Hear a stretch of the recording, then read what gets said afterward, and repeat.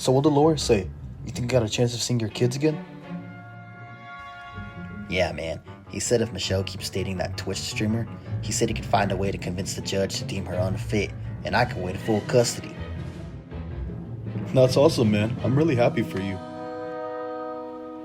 Appreciate it, man. But a part of me hopes we can work things out and get back together. You know, I thought about it, and not a day goes by where I wish that me and Michelle could work things out and give the kids both their parents back. So what, man? You think you're gonna get back with your ex? Nah, man. If I call her right now, she'd just be complaining about her child support. And I'm not giving that bitch a dime. I'd rather use that money to sit around at home all day and do fit. That switch up was crazy, fam. Hey, man, look out! Ooh. Ah!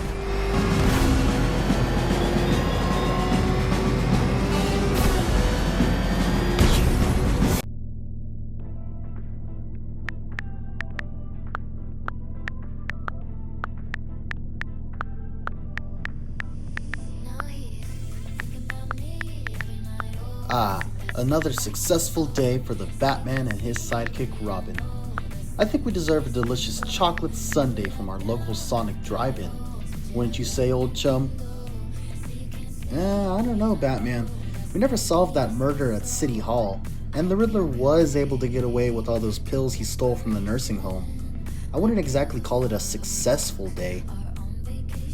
I see your point, Robin, but seeing as I value your opinion as much as I value a piece of dog shit, I don't think you have a leg to stand on in this argument.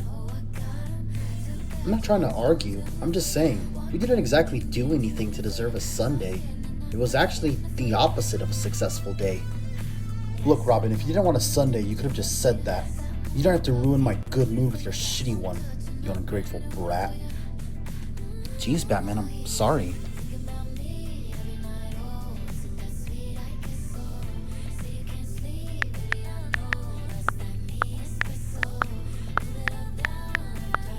So Robin, I've been asking everyone this question. Would you rather be punched into space by Superman or get punched through time by the Flash? That's a really specific question. I mean, do I even live after either? Dude, no, you either get punched by a space god or a fast-moving object. Why would I choose either of those? Those are terrible ways to die. It's not a hypothetical question, Robin. It's a would you rather. Choose one or the other. Well, do I die in space or does the punch kill me if I choose Superman? Let's say you die by the impact of the punch, but you end up in space. Okay, what about Flash? Does his punch kill me?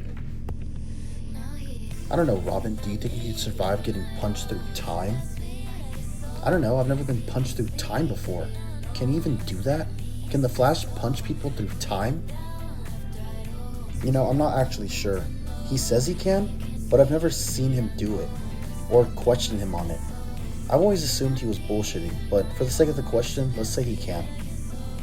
Okay, what time period? What? What time period is the Flash punching me into? What does that have to do with the question? Well, I want to know which one I would prefer. Would I rather be punched through time and get knocked back into 19th century London, or just get my shit rocked by Superman? When the question is more specific, I can actually decide what I want my answer to be. Okay, what? No, that doesn't make the question make more sense. You just made it more complicated. It doesn't matter what time period you get punched into. You still get punched so hard that your body literally travels through time, which I doubt you can survive. Not only that, but what time period you land in doesn't exactly mean you'll survive or be able to get back. You die no matter what. Doesn't matter if your body lands in the Jurassic era or 19th century London, which I doubt you'll be able to survive either of those. Dude, I can't answer a question on which way I would rather die and not be able to ask what happens after I get punched through time. Like, I understand that I probably won't survive, but if I do survive, I want to know where I end up so I can determine which option I would choose. You know what, Robin? I don't want to talk to you anymore. You turned a fun conversation into some complicated arrangement of events that wouldn't even happen. You know, If your conversations are this complicated, it's no surprise you don't have a girlfriend. Well, maybe if you put more effort into a conversation as you do your stupid questions, you'd be able to find more friends and stop hanging out with a 15-year-old kid. What did you say to me, you little shit? Get off me, you jackass. I'm gonna kick your stupid little... Batman, look out! Well, shit. See, Batman, this wouldn't have happened if it weren't for your dumbass question. Robin, if you don't shut up right now, I will strap you to the car and run you through a farmer's market. Oh, my back. I just had spine reduction surgery to compensate for years of scoliosis. What? Do Legos get scoliosis? Batman, I feel kind of bad. We just rear-ended this guy's car. I don't feel bad. He just messed up the bumper to my nuclear-powered car. What, you think I could just go to some random mechanic and tell him to fix it? You think he's going to know how to fix the Batmobile? This is going to raise my insurance through the roof. And I really wanted to buy a third pool for my $75 million mansion. Why do bad things happen to rich people? How am I going to pay for this?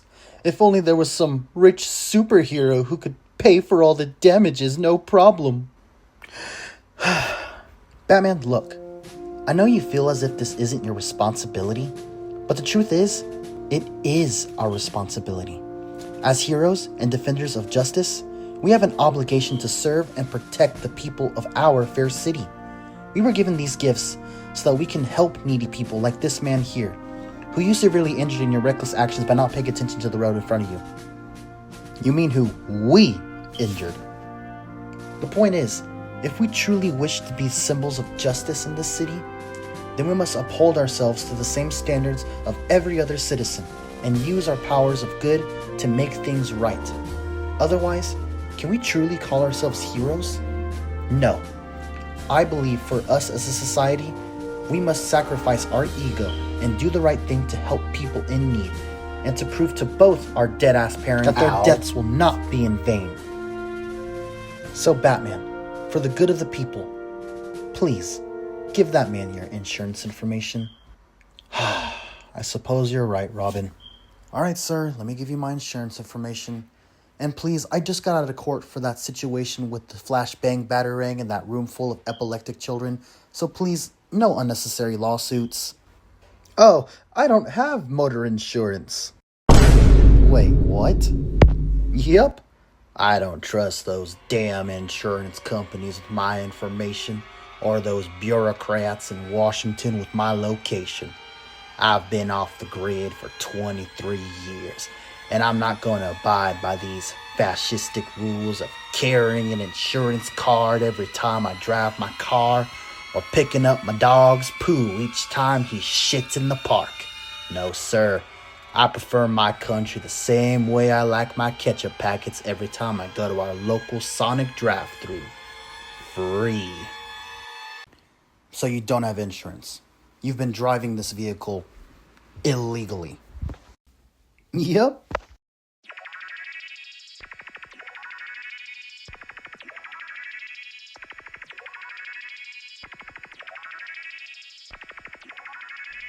Oh, I don't have motor insurance.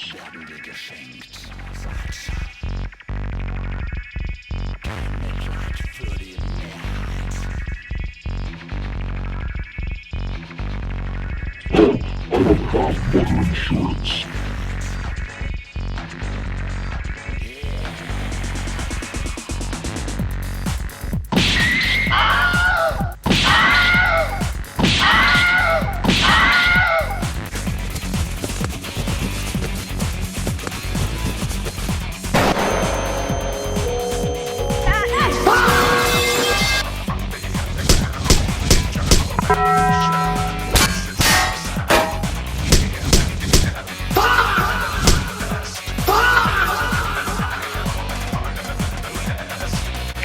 Hold on now.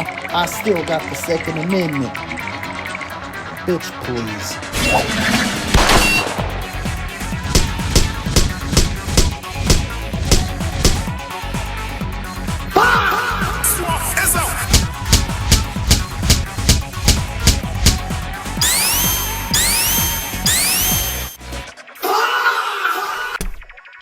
No one drives without insurance in my city, douchebag. People like you make me sick. We are so outie.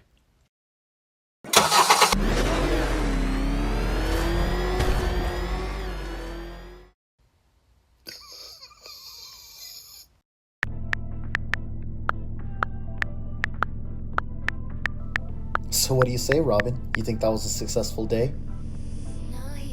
Yeah, I'll say so. But aren't you afraid the cops will blame us for that guy's condition? Nah, they'll never figure it out. What makes you say that? Because I'm Batman.